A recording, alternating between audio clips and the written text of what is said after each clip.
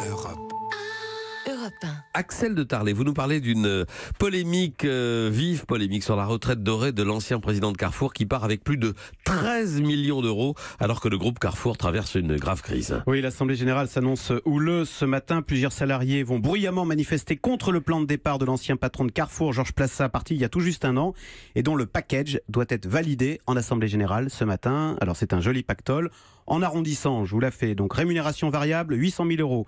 Rémunération fixe, encore 800 000 euros. Retraite chapeau, 500 000 euros chaque année. Jusqu'à la fin. Hein. Voilà. Oui. Plan de rémunération à long terme, 6 millions. Clause de non-concurrence, 4 millions. Et puis on ajoute les actions gratuites déjà obtenues, on rajoute 3 millions. Donc vous voyez, une avalanche d'argent pour un patron qui était déjà en 2016, déjà le mieux payé du CAC 40. Et ce montant hors norme fait tiquer, y compris jusqu'au MEDEF. Oui, alors c'est surtout la clause de non-concurrence qui ne passe pas, parce que Georges Plassat a 68 ans, donc vous voyez, c'est l'âge de la retraite, pas l'âge de passer à la concurrence.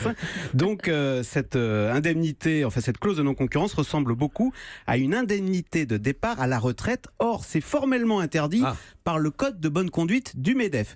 Et puis surtout, ce montant hors norme ne passe pas en interne auprès des salariés, mais aussi auprès de nombreux actionnaires qui ont l'impression qu'on récompense là l'échec, parce que Carrefour est en crise. L'entreprise a raté le virage Internet, elle a raté le virage du drive. Carrefour doit fermer à la fin du mois 244 magasins.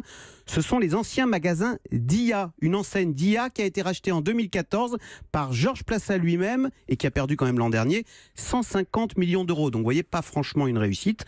Et donc, comme l'écrit pudiquement l'Association française de gestion financière, on ne voit pas très bien le lien entre rémunération et performance. Non, politiquement, cette affaire tombe mal pour le gouvernement. Bah oui, ça ne rate pas. Donc ce matin, je vous montre la une de Libération qui ironise. Rémunération des grands patrons, un pognon de dingue. Et puis cette affaire ruine tout le discours du gouvernement de Bruno Le Maire sur l'entreprise sociale où les intérêts des salariés seraient alignés sur les intérêts du grand patron.